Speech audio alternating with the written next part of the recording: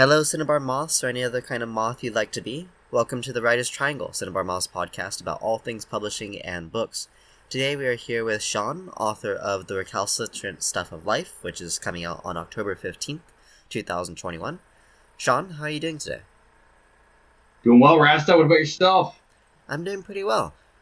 Thank you for coming on. It's a pleasure to have you. Yeah, man. Thrilled to be here. Thanks for having me on. And so let's jump right into it. Are you feeling excited about the release of the Recalcitrant Stuff of Life? Yeah, I am. It's funny.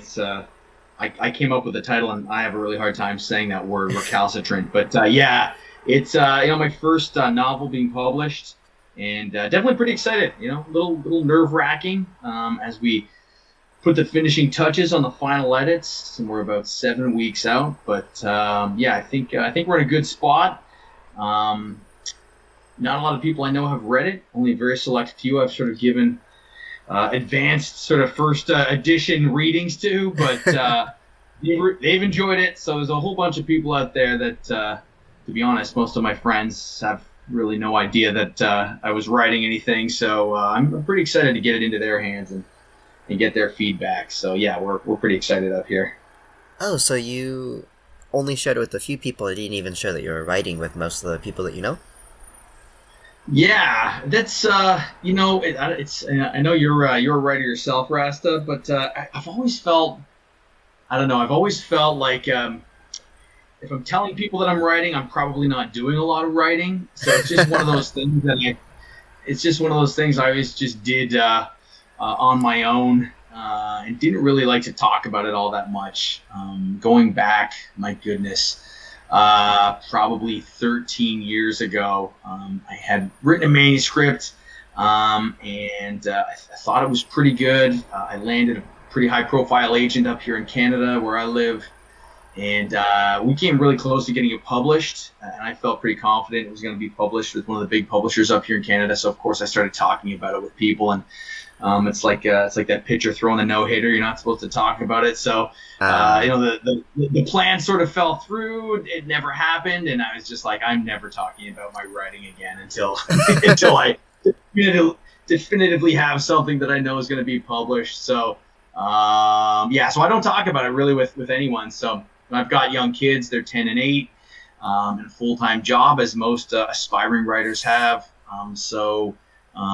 You sort of have to pick your spots, an hour here and an hour there to get the writing in. So yeah, most people I know had no idea I was working on this manuscript. So it came as a bit of a pleasant shock to them all when we came out and said that it was going to be coming out in October. So yeah, we're excited. Definitely excited to get it into everybody's hands. I think that's great. And you mentioned that you have kids as well as a full-time job. So yeah. I imagine that takes up quite a bit of time. And so with writing The Recalcitrant Stuff of Life, how long ago did you first start writing it? Oh boy, it's been a bit of an odyssey.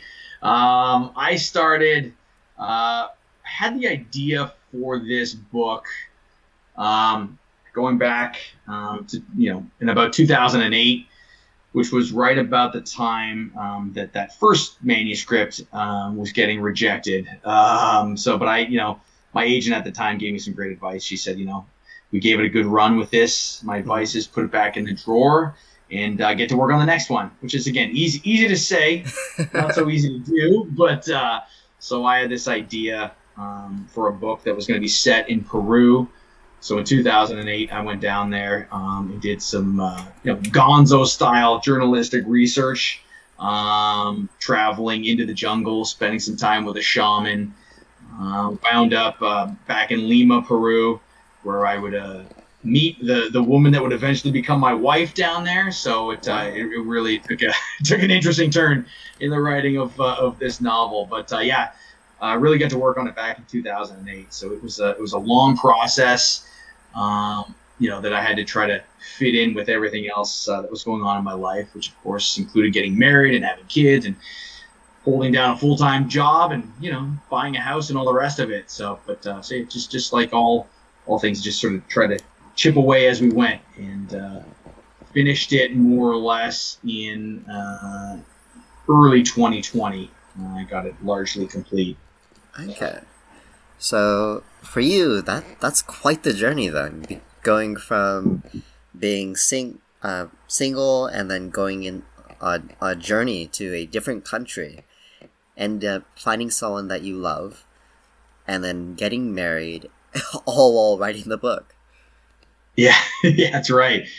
A lot going on, definitely. But it's interesting. You mentioned that when I started writing it, I was, a completely different person than I am now. No wife, no kids, probably very immature. Yeah, I'm probably still pretty immature, to be honest. But been able to hold down a job and raise kids, although my wife does the vast majority of the raising of our children. But yeah, it's I think it all worked, and it all worked out in the novel. So I think we're in a good place here. That's really great to hear that you're feeling good about yourself. You're feeling confident. That's always nice to hear. And so it sounds like it took about what would that be, 12 years for you to have it completely done, and then we're going to it near the end of 2021, so about 13 years to publication. And Yeah. so, what was the process like for you? Was it a painful process? How was it for you? Do you mean the writing process or the getting published process? I guess let's start with the writing process, then we can talk about the publishing process later. Sure. The writing process. I don't know about painful. At times, it feels like it's like I don't even know, like you're Sisyphus pushing the rock up the mountain. Sometimes it just feels like you're never going to be done with it, especially when you've got so many other things going on in your life. But I remember having a first draft that I thought was pretty good, and I gave it to a trusted reader, and they're just like, no, it needs more. There's just not enough here. And it's always a blow to the ego, right? Because everything you write, you think is the greatest thing in the world, and then you get a pretty good dose of reality. You're like, oh, that hurt, a kick in the gut. But that individual was right, so went back to work. And I remember struggling to try to find time when our kids were really young. And I've got another writer friend of mine, a guy by the name of Jeff Cole, great science fiction writer. He's similar situation. He's got a really good job. He's got 3 kids. I said to him one time, we're having a couple of drinks. I'm like, Jeff, where do you find time to write? He goes, honestly, try to do 20 minutes in the morning on my way into work, like on the train, and then I do 20 minutes coming home from work. He goes, if you can find time to write just 20 minutes at a time, it'll sort of start to snowball from there. You gotta keep the fingers moving. Got to keep the juices flowing. And that really, something as simple as that, I found just really motivated me to get back into it. Is like, yeah, it doesn't take much, 20 minutes here, 20 minutes there, and then it starts to go. So, yeah, that is really, after that first draft, that was what really got me back writing again to try to really improve the manuscript and get it to a point where I felt confident enough to get it into some other people's hands and see if there might be an opportunity to get it published. So yeah, the writing, it was a tough grind, but I think it paid off. And then the publishing aspect, it's interesting. So I had this agent, and I got it into her hands, and she just said, honestly, I like it, but I don't think I can sell it. So again, another kick to the gut, and it's just like, oh my goodness. So that was again another blow to the ego. But I had some trusted readers, my sister especially, I gave her the finished manuscript, and she read it, and she was sort of blown away by it. She's like, you cannot stop until you get this published. You'll find the right home for it. She was just so confident and instilled such confidence in me that I would have never thought of going out on my own and trying to get it published, but that's what I wound up doing. And eventually, I was not active on Twitter at all, but I sort of started dabbling in Twitter, and as I did so, I came across a few really interesting smaller presses in the U.S. I'm based in Canada. Yeah. And one of those was Outcast Press, and got sort of corresponding back and forth with Sebastian Weiss, and it just seemed like a really nice home for the type of writing I was doing. So I just sort of reached out to Sebastian and said, "Hey, I've got this novel. Yeah. I'm not sure if you'd be interested." And he said, "Well, we don't really publish novels here, but send me a synopsis and we'll see." So I sent him a synopsis, and he hit me back pretty quickly and said, "Hey, this sounds really good. Send me the first 3 chapters." So I sent him the first 3 chapters, and he got finished reading those. He's like, "Send me the whole thing. This is like right in my wheelhouse." So I sent him the full manuscript, and it was only a couple of days later. He said, "Yeah, let's consider this a tentative offer. Let's iron out the details, but we're in." And I was just like, "Oh my goodness!" Like this, it happened pretty quickly. Once you find the right home, it was sort of that you just know right away, like, all right, this is the place for me. And I don't want to speak for Sebastian and the folks at Outcast Press, but I think they probably felt the same way, and I think we got a really nice thing going here. Okay, so it started off with you actually trying to get it done via an agent, but that didn't work out, and then you went through the Twitter process to find Outcast Press, and then did you decide on Outcast Press right away, or did you have multiple different places that you're reaching out to, and then how did you end up deciding on Outcast Press rather than a different location? Yeah, well, I'd submitted to a couple of different places, and so oftentimes your submission gets lost in the void. So there's a few sort of query letters sitting out there in the ether. But it's as soon as I heard back from Sebastian, it was like, all right, I'm reaching out to everyone that I had sent query letters to and letting them know that I found a home and I'm withdrawing my submission. And I have to say it was a pretty satisfying thing to do. You receive enough rejection letters over the years. It's fun to send rejection letters at some point, folks that may have rejected you. So no, I knew right away that Outcast was the place I wanted to be. They just that's wonderful. We're sort of like I feel like we're a team. We're in it together. They're a small upstart press, but I think they've got a really bright future ahead of them, and I'm just really excited to be a small part of that future as we try to get some great work out into the world.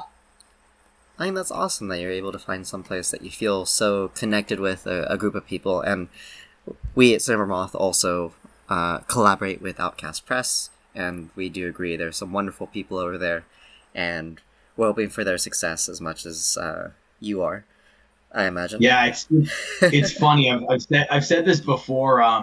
Like my novel deals with some some subjects that are not easy to read about. There's some trauma. There's some drug use. There's trip into the jungle, and some medicinal treatment with ayahuasca, and there's some bad language in there, and so that's the sort of thing that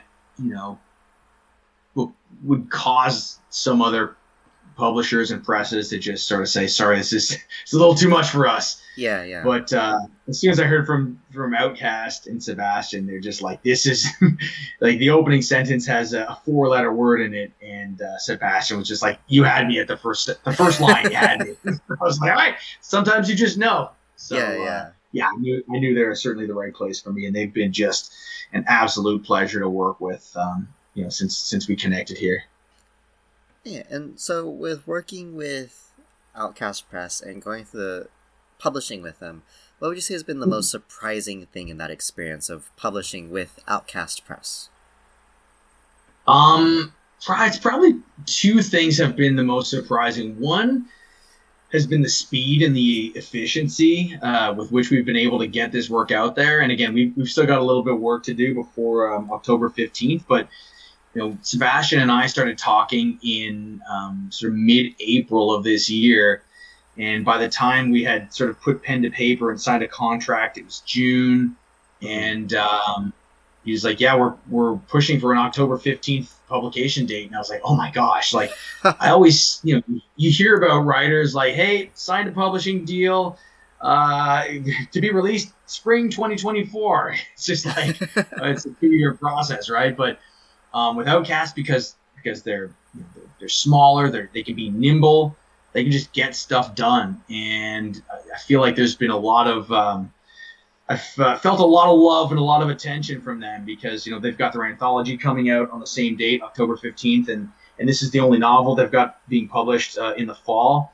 So that it's just sort of all hands on deck to try to get this done. So I've been really amazed at the efficiency with which we've been able to get this published. So that was the first surprising thing, and the other is just the the I don't want to say creative control, but I mean they really value my opinion. The editor, Paige Johnson, has been amazing to work with. She's a really talented editor. She'll make suggestions, but she always says, "Hey, listen, it's your call. I mean, this is your baby. This is your work. I think you should do this, but it's you've sort of got final say." So it's been great. I mean, I was sort of under the impression that the editor was just gonna, slash and burn and take out all of these great things that I love, but she's been really awesome, and she's just said, "This is what I think you should do, but it's your call." So it's been a really productive working experience working with Paige, the editor. So those are the two takeaways: was the speed with which we're able to get this into the world, and then just the creative control I feel like I've got in working with this great press. So it's been feeling like a collaborative process rather than, okay, we've taken your book, now go away while we make it work. Exactly. We own it. Thanks. Yeah, we'll see you when we publish it. Yeah, no, it's been, I mean, it's such a new experience, and it really is like a dream come true. I mean, I started writing, not seriously, but, I was 16 years old. I wrote this story, and all my buddies loved it. And I was like, oh my goodness, like, maybe there's something to this writing thing. So I've been writing pretty consistently. I'm 43 years old now, so that's a lot of years, 27 years writing, and so this is sort of like a dream come true, finally having something published. And so I've loved rolling up my sleeves and getting to work with the folks at Outcast Press and learning everything that I can through the whole process. So it's been great to be as involved as they've allowed me to be. So it's been great. Well, I'm happy to hear that. And you mentioned, learning more about the process and having a bit more insight because of the transparency with Outcast Press. So I want to ask you, when it comes to the publishing process in a more general sense, rather than specifically with Outcast, is there something in particular that's been surprising to you, or something you didn't quite expect with the process? I mean, not yet. I mean, the one surprising element has been the interest from people outside of Outcast Press. So, like you guys, the Cinnabar Moth, and the guys at the Bastard Sons of Oedipus, and there's a couple of other, podcasts we've done, Beyond the Zero.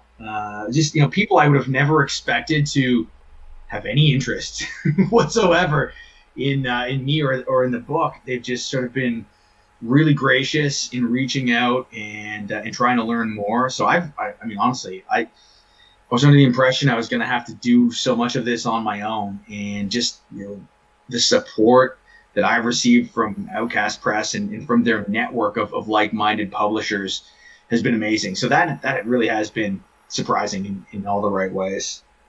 Well, we're happy to be part of that pleasant surprise that you're experiencing. And the Recalcitrant Trust,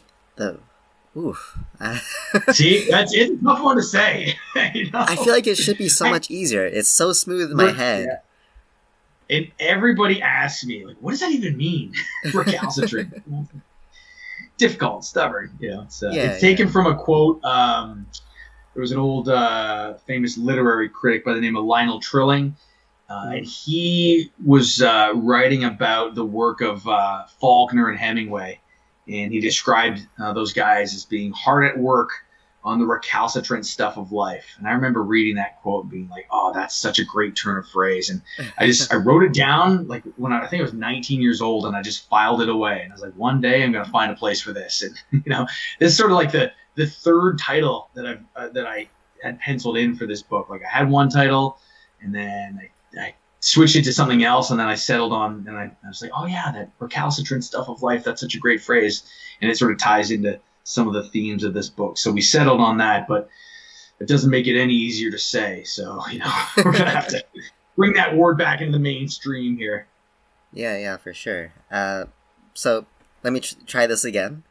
The Recalcitrant Stuff of Life is coming out on October 15th, which is, compared to the amount of time you spent on it, it's basically around the corner, right? Yeah, and so how do you plan to celebrate the release of the book once it's out there? Yeah, so it's funny. You've spoken to Sebastian and maybe some of the other folks at Outcast. They're a bit of a wild bunch over there. And when Sebastian and I first started talking, and it looked like we were gonna get this deal done, I said, my I've got this like cast of friends who like to have a good time. And we've been known to throw a few raucous parties. So I said my goal is for the book launch to eventually have it shut down by the police because it's just such a wild party. So that's the plan. I live in Canada, just outside of Toronto, in a quiet little suburban town called Burlington, and we got a decent sized backyard. So I think the plan is we're gonna have a big sort of book launch in our backyard, October 15th. And, most of my friends, we've all got wives, we've all got kids. We don't get out much these days. I think we're going to light it up a little bit. So, and I'd say virtually nobody I know has ever been to a reading before. And I put myself into that group as well, believe it or not. I've never been to a book launch. I've never been to a reading before. So I always sort of told myself the first reading I ever attended was going to be my own. So, that's exciting. I'm looking forward to getting this one out of the way so I can start attending other people's readings. So we're not quite sure how to do a reading. So we're going to put our own spin on it and have a big bash here in the backyard. And I feel pretty confident it'll eventually get shut down by the police. So that's the goal. We're gonna sell some books. We're going to have a good time and stay up late, make lots of noise. Okay, sounds like you have an exciting plan for yourself with that. And would you say that, speaking of excitement, would you say that your family is excited about the book's release? They are, definitely. It's again, they sort of didn't have an idea that I was working on something. I think they just sort of thought that I'd put the writing thing away. So they were pretty shocked when I said that I'd had this manuscript that I'd been working on for the past 12 years and that it was going to be published. So they're thrilled. I've got, obviously my parents are excited. My dad is, my mom's a great reader. My dad, not so much. He's like, hey, you got to make sure there's an audiobook, okay? Because I don't really want to read it. Make sure there's an audiobook for me. But they're really stoked. My brother hasn't read it yet. He's going to get a kick out of it. My sister has read it. Like I said, she's been my biggest cheerleader, along with my wife. And then I've got some uncles and aunts who are voracious readers. I think they're pretty excited. So yeah, the families, they're stoked. We don't have any quote unquote real writers in our family. Got a lot of great storytellers, but no real writers. So this is it's a big deal for us. We're excited. I come from my dad was born in Ireland. All my uncles born in Ireland. So sort of a long line of barroom storytellers, but no published authors. So it's a big deal for us. So yeah, we're pretty stoked. Well, that's awesome that you have a network of family that's excited about your book release, and also that are mostly readers from what the sounds of it. Yeah, no, definitely. We were at my grandmother unfortunately passed away a couple of weeks ago. She lived to 95. If we could all be so lucky. But we had her service on Friday, and then we had a bit of a wake at my uncle's place afterwards, and there was so much talk about books. Hey, what are you reading? What's great? What do you recommend? I mean, it's great to be in a family that values great literature and contemporary literature, and it's just it's really cool. So much of my influence from the books I love have come from recommendations of family members. So it's pretty cool to grow up that way. And I mean, they're all just sort of self-taught lovers of literature. No real formal education. I've got one uncle who's an English teacher. The rest, they're one's a judge, one's a stock trader. My dad's a house painter. Wide variety, walks of life. Yeah, but they all have their own sort of unique tastes, and I've sort of gobbled up their recommendations over the years. So there's a little part of each of them in this book. So I'm thrilled to share it with them. I think that's awesome that you've got the opportunity to share this, and you've taken all this influence from a wide variety of different tastes and perspectives. And you mentioned before that this is your first publication, is that correct? Or is this your first novel that's been published? Yeah, first novel. I have, I've got a few articles published, in local sort of alt weekly magazines and that sort of thing, but nothing of this size or this importance. So it's a big one for us. Yeah. And what are you hoping happens next? It's going to be published, but then after that, what are your goals or what are your ideas about what might happen after publication? That's a good question. Hopes and goals versus reality. That's what it is. It's funny. I don't know. You don't have kids yet, right, Rasta? No, I don't. No kids. So yeah, I think I mentioned my kids are 10 and 8. It's a great Disney movie that came out earlier this year called Soul. I don't know if you watched that one. Did you see that? I think I've heard of it, but I haven't had the opportunity to watch it yet. It is. So I watch a lot of kids movies with my children. It's like forget the kids movie moniker. It is a great movie. But there's this one part where the guy, his lifelong dream is to play in this jazz quartet with this jazz singer that he loves, and he finally gets to do it. And then afterwards, he's just, he says he's expecting his life to be totally different. He says, well, what next? And the jazz singer says, well, we come back and do it all again tomorrow. And he's just like, nothing's changed. So I sort of feel like that's it's going to be great to get it out into the world. I don't think my life is going to change all that much. What do I want to happen? I want people to read it.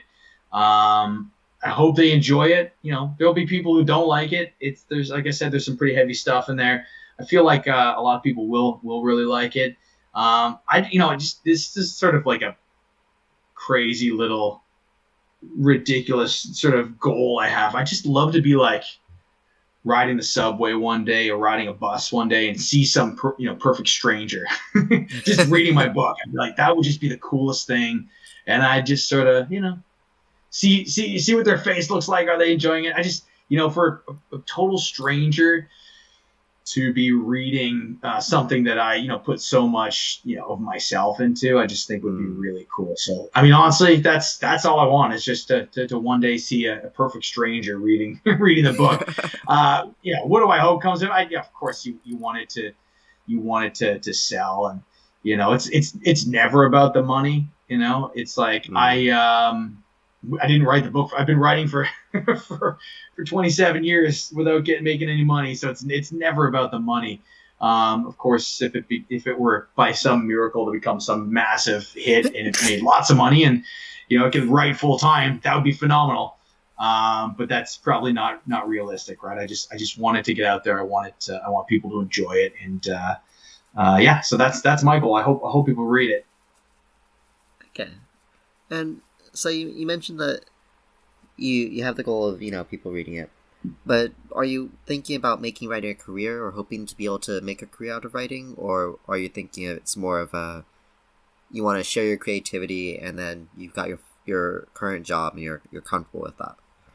Yeah, well, I mean, the dream would be to be able to write full time. I mean, I've got a great job. I've been working at the same place for 15 years, work with great people. They afford me a lot of freedom. So no complaints on my current job, but I always say, like, if I won the lottery, the first thing I do is just write full time. That's all. That's, I think any writer, that's the goal. So yeah, if this were to, again, by some miracle to become some massive hit, and, it becomes part of the Oprah Book Club, I think that's how you become independently wealthy. And of course, no expectations of that. But if that were to happen and we had enough money to, pay our mortgage and pay our bills, and I could write full time, then absolutely, I would love to do that. That's just the dream life. But more realistically, keep plugging away and try to carve out time to write when we can. But I do think, getting one published novel under one's belt will just naturally afford you more time to write. Because I can tell my wife, hey, I gotta go get to work on the next one. There was something to the first one we actually got to publish, so I got to get to work on the next one. So, and of course, my kids are getting older. Sadly, there's going to come a point in the not too distant future when they don't want to hang around with me. So, I feel like Yeah. in the near future, I'm going to have more time on my hands than I currently do. But yeah, I think the goal would be to write full time. If I could do that, then that would just be a dream come true. So we'll see. I'll keep playing the lottery, Yeah, and yeah. then we'll see what happens with this book here. And so seeing what happens with this book and, the dream of being able to make writing a career, one potential way that happens is, the book becomes a bestseller. If the Recalcitrant Stuff of Life became a bestseller, what would you do? Or would you have any ideas of what you Yeah. might do with that? Well, oh man, I'd be thrilled, of course. I think we'd have a lot to celebrate. Myself and the team at Outcast Press. But yeah, if it became a bestseller, I honestly I'm not even sure what that means anymore. That means lots of people are reading it, lots of people are enjoying it. So obviously we'd love that. It would probably mean we have a little bit of money to do something with. So that'd be awesome. But yeah, I honestly don't know if that would change too much. I don't think it would change the way I write, and I don't think it would change what I want to write next. I mean, I feel like if you have a bestseller, you might fall into the trap of, oh, well, now I've got to write something a lot like that thing I already did because people liked it. I certainly wouldn't want to fall into that trap. I'd want to be true to myself in what I want to write and what I feel like I've got to share with the world. So it'd be a great thing to happen if it were to become a bestseller. But I honestly don't know if it would change too much. I'd like to think it wouldn't change me. It's a modicum of fame, but yeah, well, I guess we'll just have to see. We'll cross that bridge if we're fortunate enough to get there. Okay, so your idea is that you're gonna do your best to keep true to how you want to be as a writer, and not let the success get to you, so to speak. Exactly. Yeah. I mean, honestly, the fact that it's being published, I feel like I have achieved. I've achieved sort of a life goal, and the book that I've written and that Outcast Press is putting out is, I think, what everything I wanted it to be. If it becomes a bestseller, that's great, and if there's only a couple thousand people that read it, then that's great too. I just hope the ones who read it, that it stays with them. We'll just have to see. Yeah, I suppose we will have to see. And expanding on that, we will have to see mentality. Let's go beyond bestseller. Let's imagine the Recalcitrant Stuff of Life has the potential to become a movie or a TV show. Is that something you would want to happen? And if so, do you have any ideas about which one you'd prefer, movie, TV show? Yeah, well, see now you're talking. We want financial independence. Yeah, let's turn it into a movie. Yeah, I mean, so many of the books that I love, I either came to as a movie first, or I loved the book and then it got turned into a movie. My favorite book, novella growing up, not growing up, when I was 15, 16 years old, was The Body by Stephen King, which is the novella that they based the movie Stand By Me around. And when I've said this on a couple of other podcasts, when we were growing up, me and my buddies, we were completely obsessed with that movie, and we've reenacted it. We camp out down in the creek. We did everything short of stumbling across a dead body that those guys did in Stand By Me. And it was just an absolutely perfect movie that could never be topped. And then when I was, I want to say 15 years old, I came across the Stephen King novella and I read it, and I was just like, oh my God, like, the book is better than the movie. We've got this perfect movie and the book is better. Like, how is that even possible? And that's really what made me want to be a writer. And like I said, so many of the books that I love have been turned into movies. So that would be great. I mean, and if, in the same way that I've gone along for the ride on this publishing experience. Again, this is a 1 in a million shot, but if it were made into a movie, I'd love to be involved in that and learn as much as I can from that process. Because, who wouldn't want to go to Hollywood? Who wouldn't want to, who wouldn't want to go hang out? So that would be, that would be fantastic. So following up on this idea of it becoming a movie, do you already have an idea of the type of people or any particular individuals that you'd want to cast for the book in this hypothetical world? No, I'd probably leave that to the experts. I do have a buddy, a really good buddy of mine, does some acting. My buddy Sully, he's in some commercials, and he said when he found out this was getting published, he's like, if they make this a movie, you got to get me a part. So he'd be the only one. I'd certainly make sure he has some minor role. It's funny, but 15 years ago, he probably could have played the role of one of the main characters, but we're all a little older than the characters in the book now, so we might have to play one of the weird guys hanging out at the hostel, or one of the weird older guys hanging around the shaman.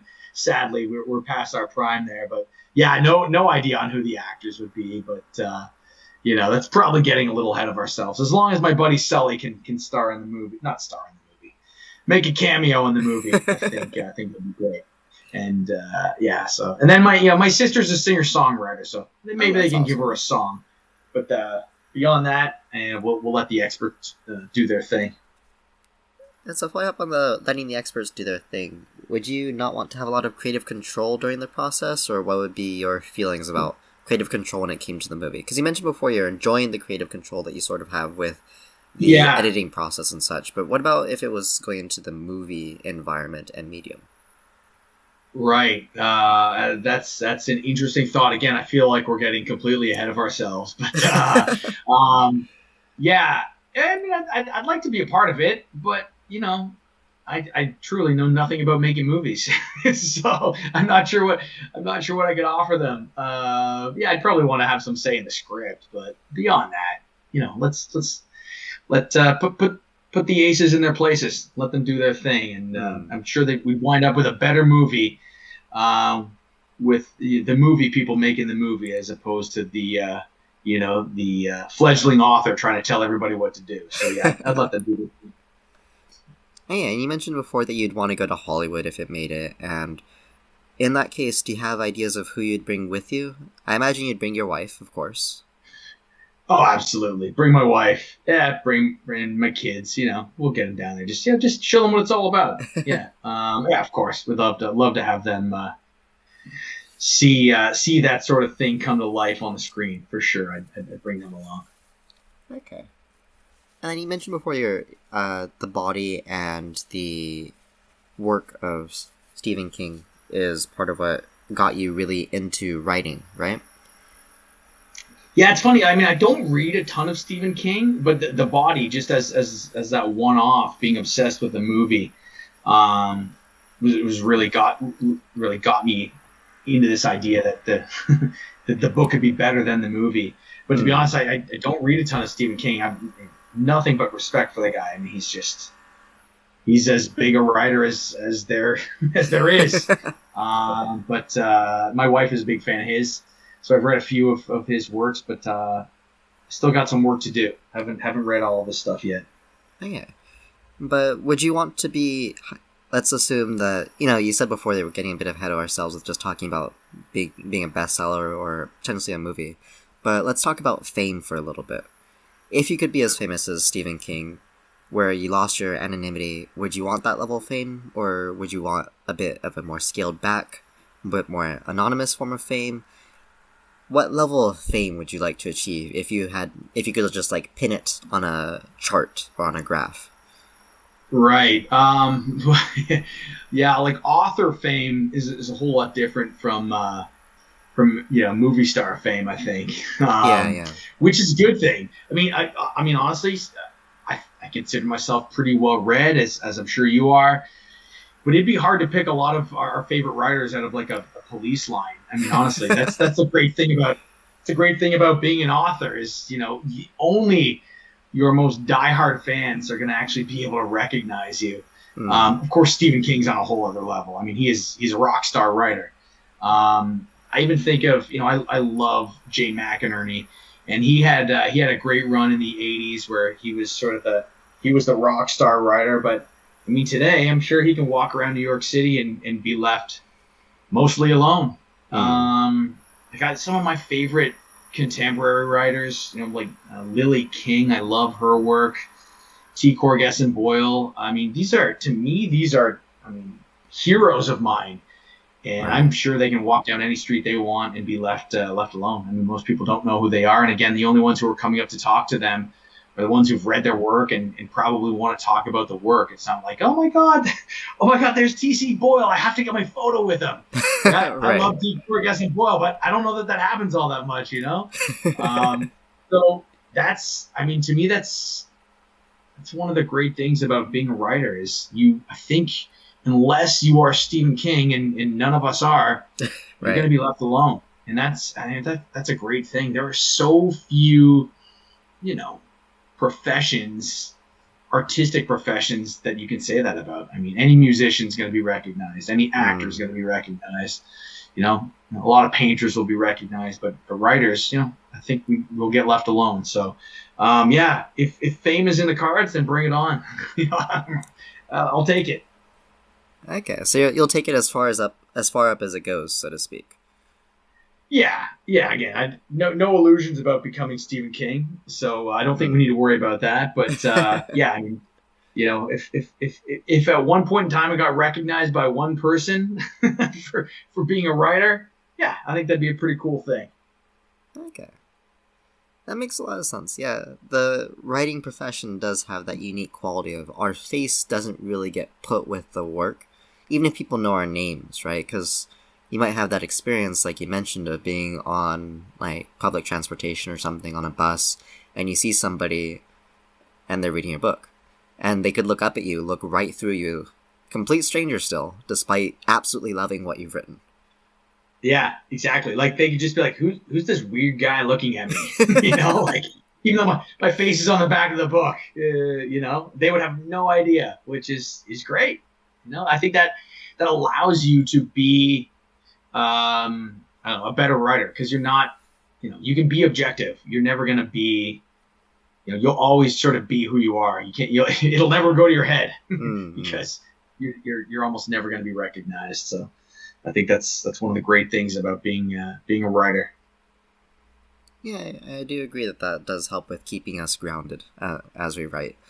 And so today, I think that you've talked quite a bit about the Recalcitrant Trust of the... Why is it so hard to say? You know what? I think at the book launch, we may get some T-shirts made up and just have the definition of the word. Have people say recalcitrant. Yeah, I know the definition. I've used the word before, actually.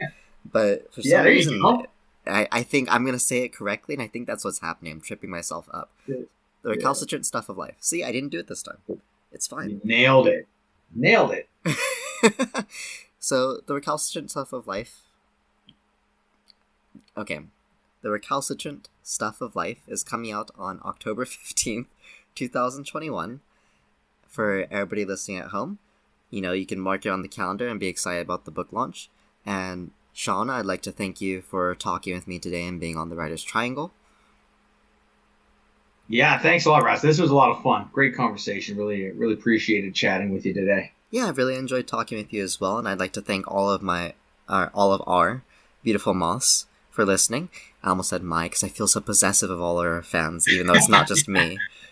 And love it. Be sure to check out and purchase The Recalcitrant Stuff of Life, coming out on October 15th, 2021. And before we go, though, Sean, could you tell us where to find you, social media, websites, any of the sort? Yeah, so, on Twitter, Sean42, the number 42, and then my last name, McCallum.